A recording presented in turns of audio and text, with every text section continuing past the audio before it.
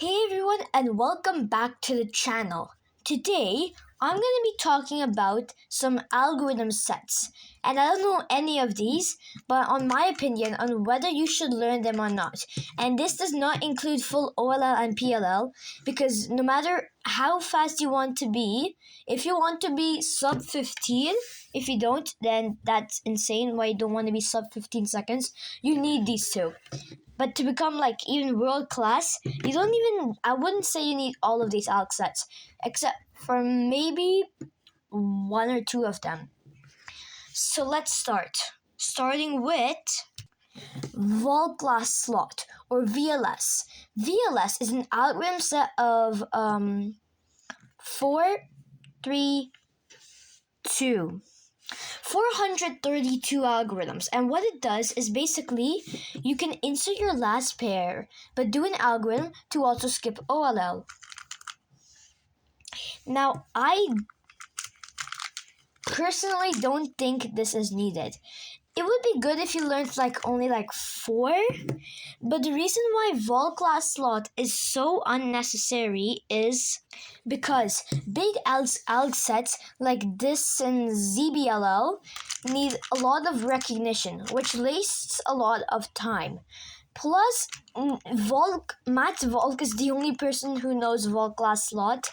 I think he invented it, and there's no point, especially if you want to be an all-rounder like me, in learning VLS. However, there is a specific subset in vol class slot which I am currently learning. It's called winter variation, an algorithm set of 29, which it is, sure, I do have a counterpoint that it's hard to recognize, but still, winter variation is better because it has a cross on top, and you do an algorithm to skip OLL. First of all, the recognition is way better. Instead of having to look at the entire cube like VLS, what is this VLS case? Instead, you only need to look at the corners. These 3 to be exact, well, sometimes these. And it's only for the algorithms for which the pair is here, and you can insert with R, U, R prime. And obviously this is the easiest winter variation. The next algorithm set is something called COLL, or corners of the last layer. What this algorithm set is basically, oh, I have a cross on top. Now I can do a COLL algorithm to solve all the corners. Oh, and that was, I don't know COLL, I know CLL for 2x2, so that's why you might have saw the HOLL. What I did was just that algorithm. Now, I personally think even though I don't know COLL, you shouldn't learn this. Here's why.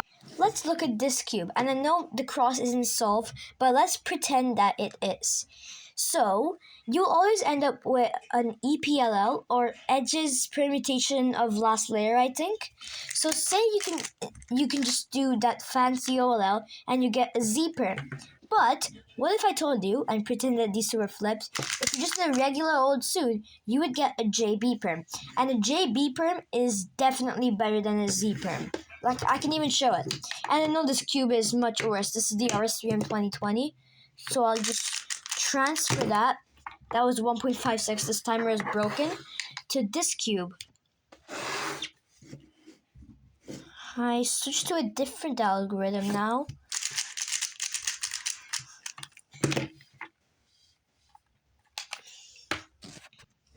And sure, sometimes when you do maybe the regular old soon, you might get an NB perm, while if you did a 5 to COLL algorithm, you would get a UA perm. But still, honestly, if you want to risk it, go for it. The next algorithm set is ZBLS.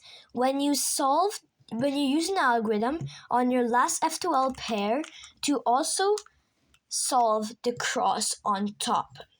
Now, first of all, this does not have many recognition. All you gotta look at is the edges on the top and this F2L pair, and you could think, okay, I know what this one is. which is actually I would recommend it, except there's one problem. 302 problems. That's right. So for me, I would recommend this if you're a sub 10, and if you want to learn it, be sub 10, because ZBLL is a different one. It's the next one.